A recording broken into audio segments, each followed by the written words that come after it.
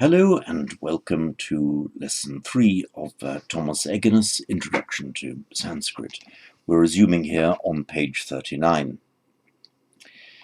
So the previous consonants referred to as stops, and in the phonetic vocabulary of the Western languages they're also referred to as stops. It's where the passage of air through the mouth is totally stopped. P, t, g, so on. And as we've seen in Sanskrit, they're referred to as sprishta, from the root sprish, meaning to touch. Sprishta, touched, and therefore there's a full contact. There's a sprishta, a contact with a p, for example. Now, the other letters that we haven't yet dealt with, sometimes called the semi-vowels. In Sanskrit, they're called ishat sprishta, literally slight contact. Let me share my screen with you.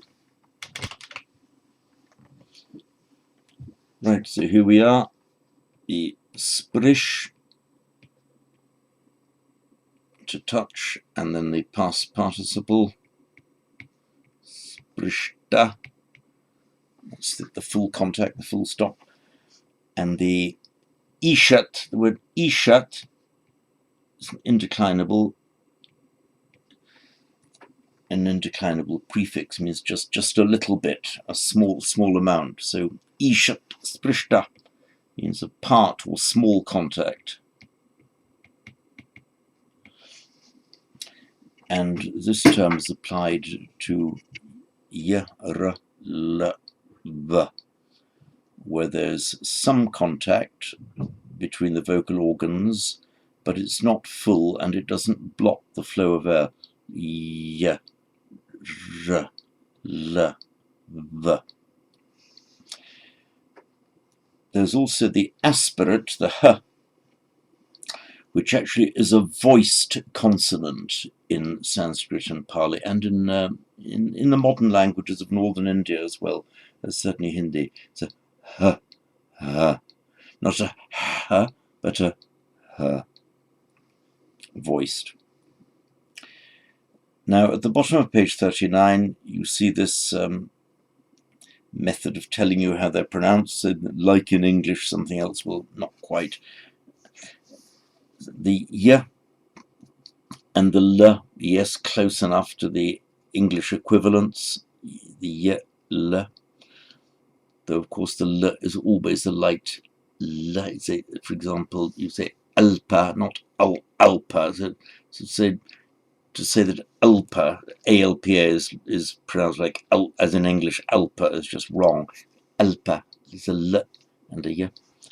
The r is slightly trilled. It's not a heavy r. It's a r, aria.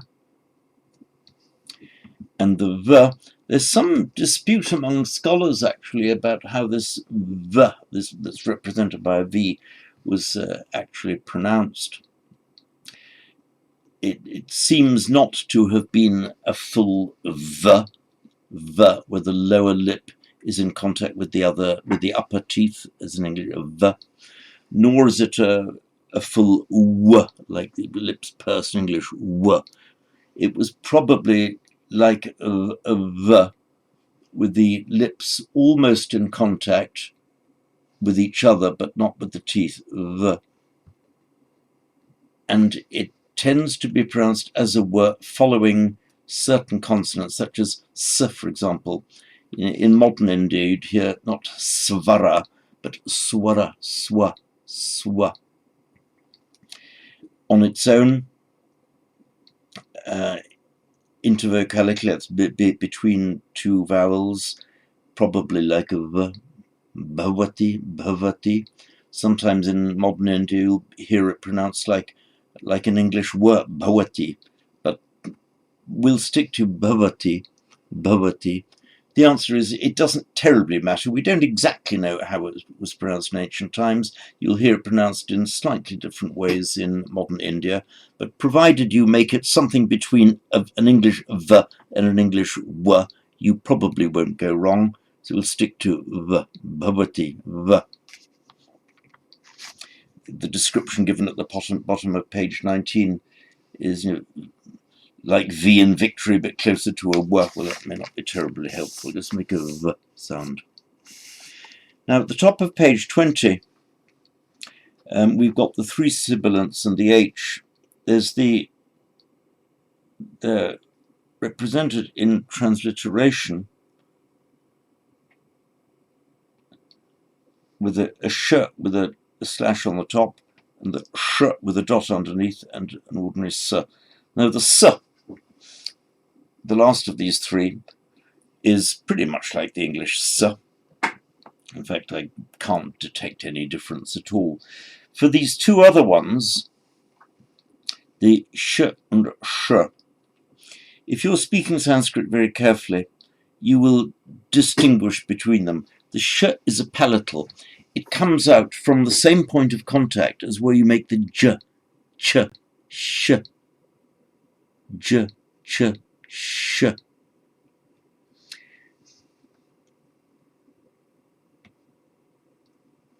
Sh, j, ch. But the sh, by contrast, is the retroflex.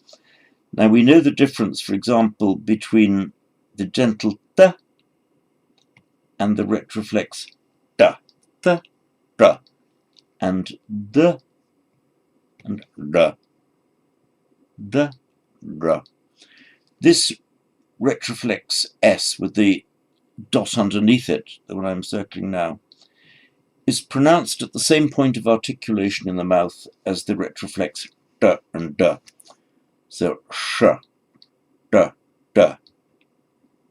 Now listen to this contrast. Sh, j, ch, sh, j, ch, sh, da, da. And you see in this word, these words I'm underlining here, wherever you get actually a sh, a palatal sh, followed by a t, as in sprish, sprishta, it retroflexes the whole lot. That is why the sprish becomes sprishta. Sprish, sprishta. That actually always happens when you get a t following a sh in the same word. For example, we get the root drish, to see. It's the root. Darshana, seeing, darshana. But passive participle, drishta, all goes retroflex. See this sh that I'm underlining? So it becomes a sh before it drishta. And it's from there, from this root, actually, we get drishti, meaning a seeing or a view, meaning also a mental view, your understanding of things. And that's the one, actually, that in Pali becomes ditti, as in samaditi, right view. In Sanskrit would be samyag drishti. In Pali, samaditi. I'll write them for you both. So, samyag drishti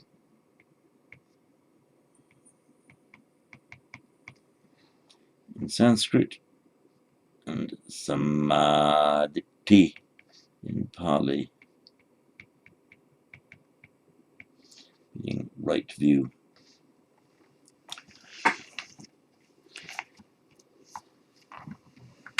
Now looking back to page 20, paragraph 6, two additional sounds, the anuswara, which we write as the subdotted M, and the visarga, which is the subdotted H.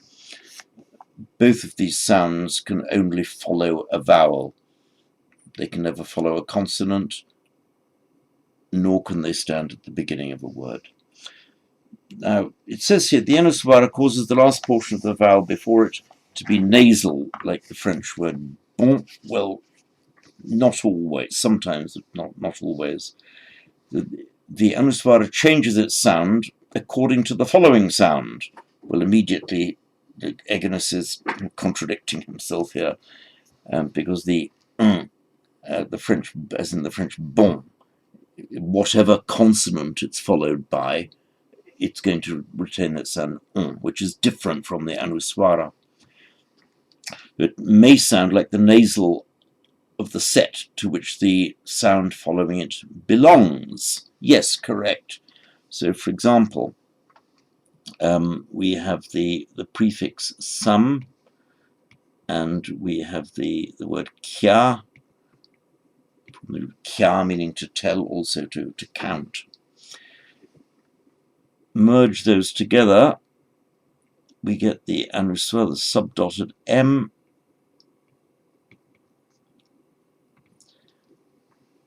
and that would be written as with a subdotted M, but most often pronounced sankhya. So in other words, this nasal sound takes the quality of the following consonant, sankhya.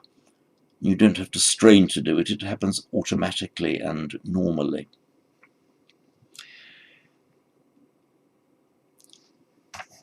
So, right, in the dictionary, the anuswara is found in the same place as the nasal to which it refers.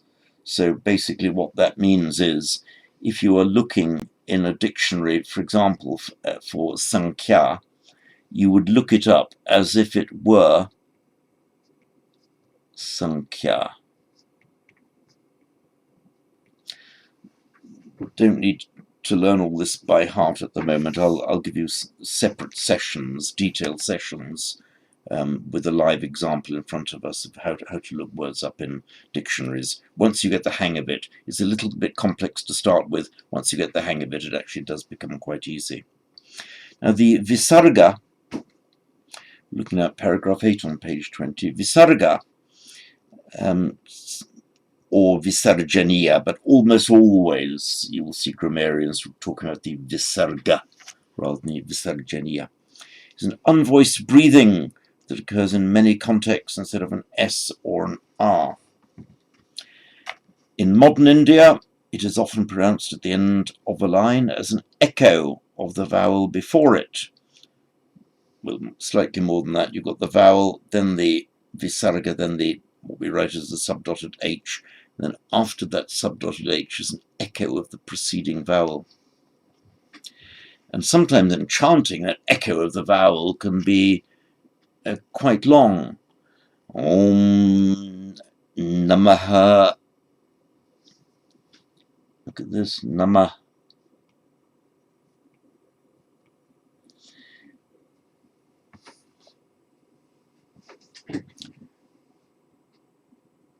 In ancient times, it's perfectly possible, in fact more likely than not, that there was no echo of a vowel after it, that the word Namah be probably pronounced just like Namah, with no following vowel.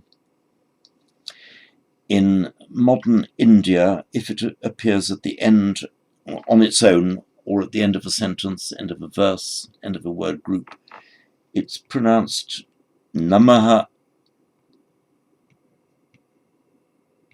So with this echo of a vowel, Om Namaha, and you say Namo Namaha,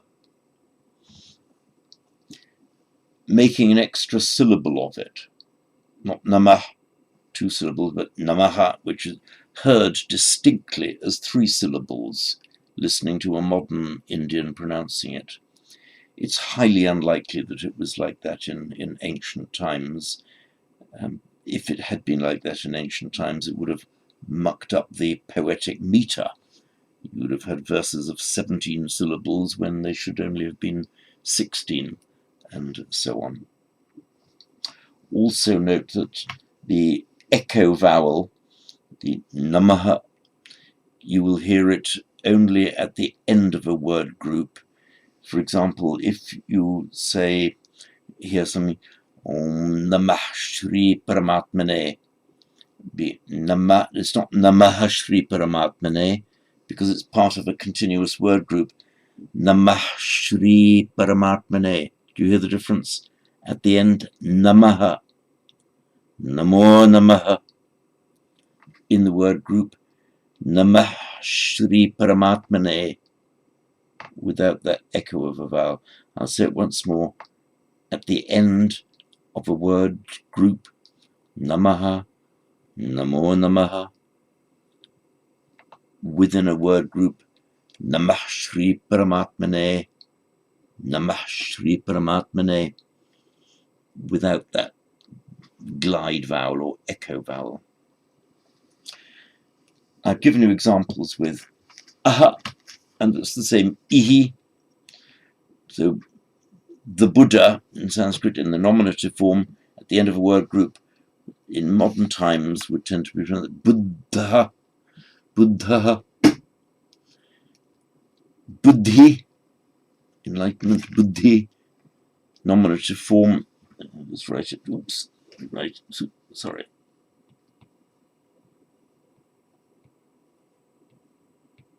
Nominative form would tend to be pronounced Buddhi, Buddhi, with this echo of an E at the end of it.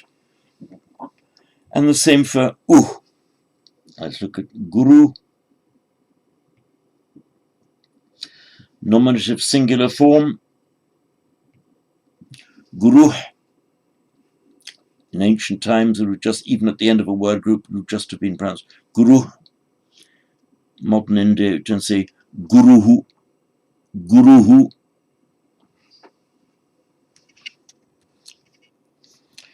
But bear in mind again, remember that echo vowel occurs only at the end of a sentence or word group or verse. If you say the Guru sees, Pashyati, you would not say Guruhu Pashyati, no, it's just say Guru Pashyati. If you put the words the other way around, Pashyati Guruhu, Pashyati Guruhu, but Guru Pashyati, Guru Pashyati. Now, at the bottom of this page, you see a bit about the Jihvamuliya and the Upadmaniya. It's the alternative ways of pronouncing this Visarga, this subdotted H. I'll deal with it here just for the sake of completion, but normally you would only need to be bothered about this if you were concerned with the correct recitation of the Vedic texts. All it means is that this H sound, if it precedes a P or a P, then it will have a slight P sound to the H. For example, in the one we've just given, Guru, a modern Brahmin or modern Indian would tend to pronounce, say, just Guru Pashyati. But if you were being very, very careful in Vedic, the sound, as in Guru Pashyati, would have more of a labial force to it, something like Guru Pashyati. Guru, I'm exaggerating now. Guru Pashyati. So you can distinctly hear the breath coming through the pursed lips. Guru Pashyati. And the same principle applies where the following sound is a ka or a ka. So the pupil is eating. The normal way to say it would be shishya kadati, but pronounced carefully in Vedic, that the ha at the end of shishya has a more throaty ha to it at the point where the k comes out. Shishya kadati, shishya kadati. And I emphasize, I just give you this for the sake of completeness, for those of you who are learning Sanskrit for the purpose of reading and reciting Buddhist texts. It's not something you'd need to know, though. Have it as part of your background. So turning now to page 21 in the printed book. I think we've learned all the letters in their transliterated form. That's the Roman letter equivalents. And it says that there are other ways of representing them. Well, yes, that is right. For example, the sh, that's this letter, the palatal sh. Sometimes you'll see written as sh. Well, yes, you will. You can see shanti. Oops, my screen moved, sorry.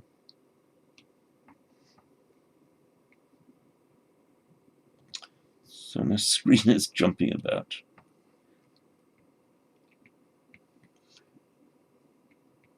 Shanti, you'll sometimes see written as shanti.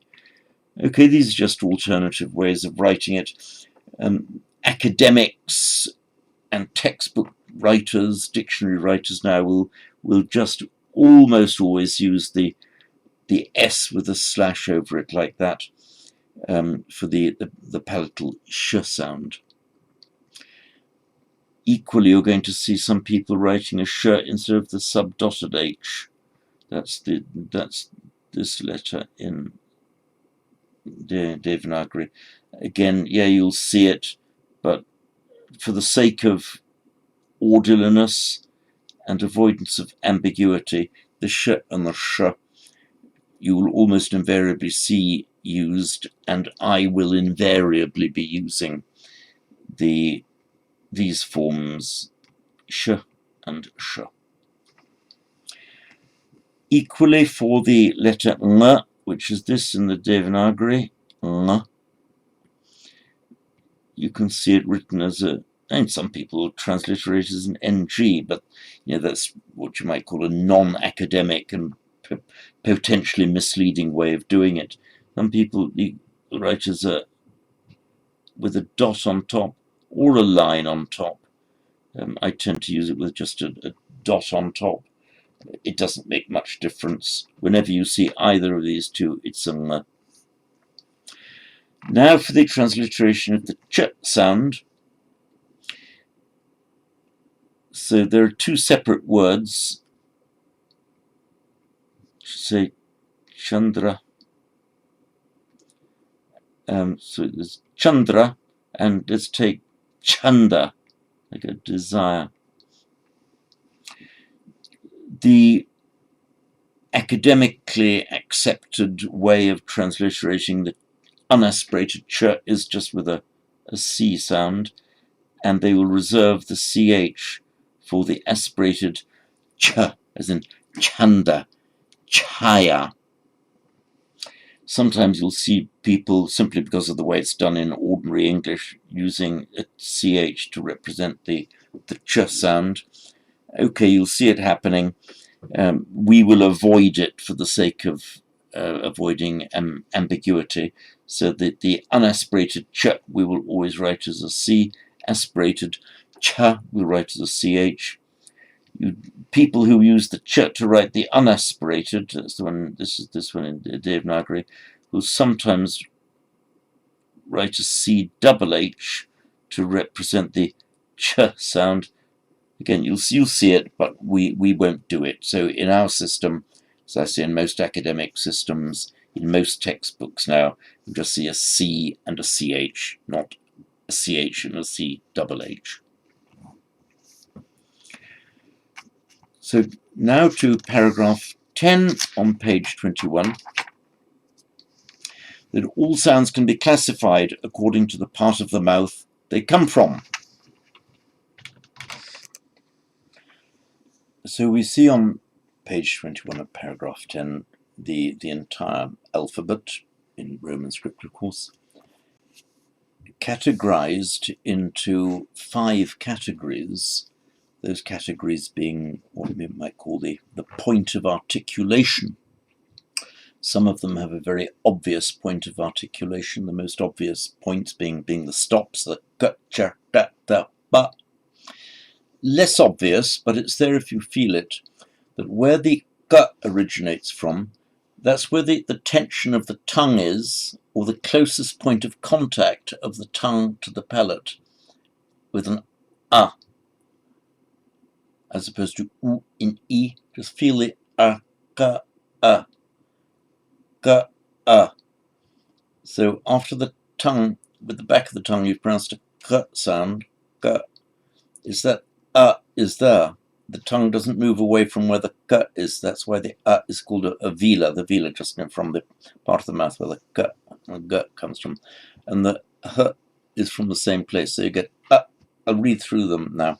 And a, k, k, g, g, ng, h. Now palatal, if you feel where the tongue is when you say an e, the point of tension of the tongue, where the tongue comes closest to touching the roof of the mouth, is the same point. That point where it's closest to is where there is an actual touch, an actual sparsha for the ch and the ch and so on. So e, e, e, I, cha, cha, ja, ja, nya, ya, and sh. So there's minimal movement of the tongue away from its position as you go through that line, with the one exception, and there's another one below in the labials, I and ow, which starts as an sound, I, and then finishes up as a palatal, I. So e, I, and so on. Now for the retroflex, that's our da, and so on, the tongue is in the same, or the closest point where the tongue is in pronouncing the r sound, r and r, or r, is closest to where the d comes out. So r, d, r, r, d, t, d, d, n, and r, and sh. For the dentals, that's where the subdotted L is, the r sound, r, a very rare sound, found in only one root in the entire language, which is the root klip, meaning to imagine, from which we get kalpa. So r, and then t, t, d, d, n, l, s. And finally the labials, pronounced with the lips. U, o, ow. Again, as before with I, it starts with an a, but finishes up in a different part of the mouth. I, ow, ow. So o, ow, ba, pa, ba, ma, wa. Now in the final paragraph on page 21, you'll see Egenes talking about the complex vowels being pronounced at 2 points of contact. Again, I emphasize it's not exactly points of contact, because the tongue does not make a point of contact when pronouncing a vowel, but there's just the point where it comes closest to making a contact without an actual contact. There's an actual contact in ga, you can just feel it being made, ga. But with a, there's no actual contact, but it's the closest point. So we say there are 2 points of contact, or points of near contact, for the complex vowels. I, the tongue moves from one to the other. I and ow, ow. Because of the oo, it's mostly the lips that are involved rather than the tongue. Next page, 22. I needn't go over that page again. It just repeats all the sounds that we have had. Going now to the next Devanagari lesson on page 23 now. We have the Ka Varga, or the Ka category, and the Cha Varga, the Cha category. And helpfully, if you look at the page, you'll see that the large letters give the orders in which the strokes have to be made. And again, I emphasize that the order in which these strokes are done is more a matter of practical convenience. People don't always follow that order, and it's not essential in the same way as, for example, if you're writing in Chinese, the Chinese characters, the order of the strokes is essential, and it's part of the correct way of writing them as is taught. If you write the strokes in the wrong order in Chinese, you are making a mistake. It's not the same with Devanagari. So let me just write these letters for you with a K.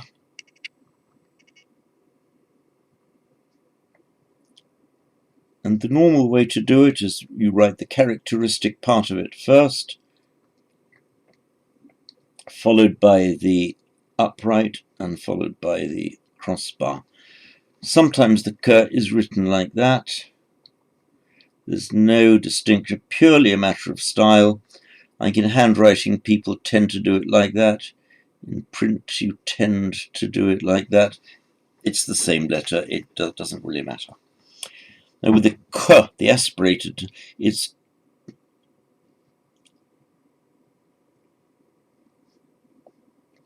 now be careful how that is written, and be careful also when you see it in writing, because it can look like a R on its own followed by a V. So be careful, this is one single letter misleadingly looking like a R and a V. So, and they tend to be written much closer together, like that. If you're writing a R and a V, you'd have more space. With K, they're written right close together because it's all one letter. For G, like that. Some people just write it like that. That's not really very good. You would have a little kind of bauble or a hook. Some people, sometimes in print, you'll even see it written like that. Either like that, like that.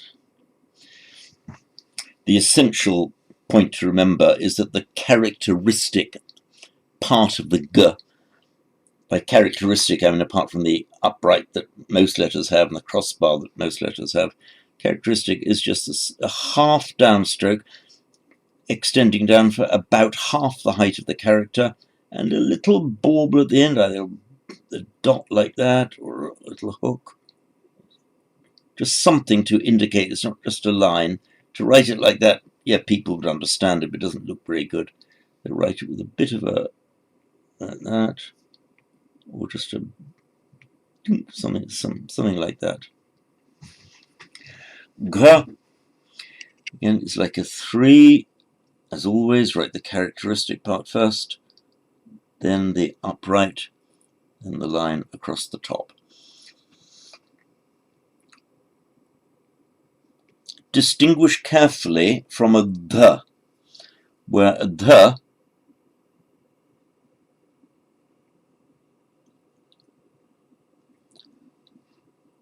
the line is broken, the crossbar is broken at the top, so th has an open top.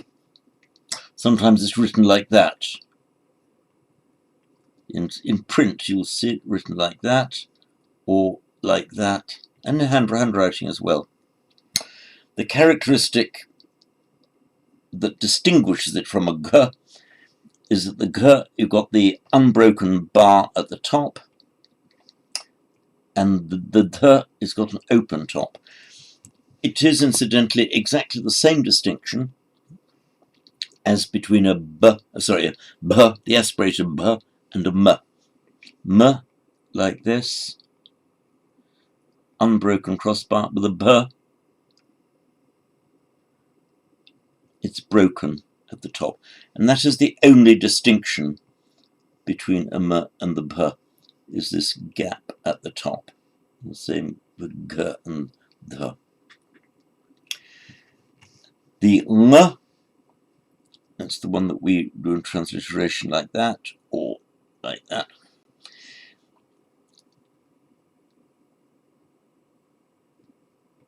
It's got no upright bar. This is one of the letters that doesn't. You'll note that it's actually written rather like a D. The retroflex D on its own. Da would be written like that. The distinction between da and ng is simply that dot. So there's da and da, you see there, and there. Now to get to the palatals. Cha, cha, ja, ja, nya. So cha, write it like this. One like that. Don't do it in two lots like that. It's written as one like that. Cha. Sometimes it doesn't come right up to the line. You can see it written a little bit open like that. It doesn't actually make a difference. That's correct. That is also correct. The characteristic feature is this kind of oval shape under the horizontal, that like that. That is the characteristic of the cha. The aspirated form, the cha, again it's distinguished by not having its own separate upright. You'll see it's written a bit like a 3 and coming round in a loop there. Some people write a tiny little joining bar there and going over the top. Sometimes it's just written like that. This, again, it's a matter of style. You can tr like that. Some people write it that extending down like that. It doesn't matter. It's a matter of style. You'll see both. In fact, modern Hindi, acha. That's how you tend to write it. Acha, good. You see, acha. It's a double ts. So you write the ch followed by the ch. Acha, good. Modern Hindi. Now j.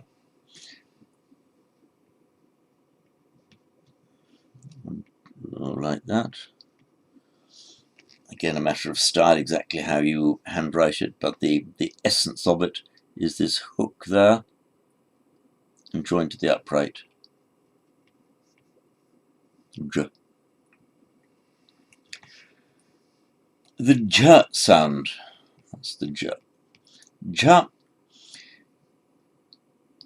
you can write it starting off like a b, but with the tail coming down there. J. More frequently you will tend to see, and that's perfectly correct, normal way of doing it, but more frequently you'll tend to see it written like starting off like the letter E. You'll know the letter E, like this, just a straight E. The j will often be start off like a letter E, then a little joining bar, then the upright, then like that. The j. This is how I tend to write it. J. So if you're writing jhana in Pali, for example, sort of dhyana, jhana, write a jhana. We could also write it like that, perfectly correct as well. Both jhana. And finally, the ny sound. There's a hook there, and then with a separate joining stroke to the upright, see, like that.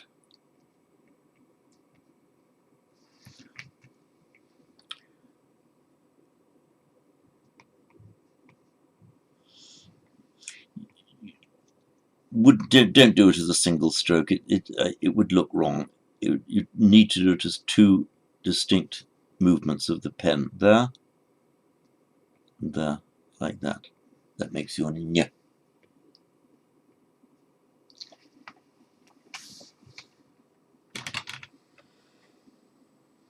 Right, this concludes the first video on lesson 3, and I will resume with 3b. We'll restart on page 24 of the printed book, where we'll do the grammar and some grammatical terms and then the exercises.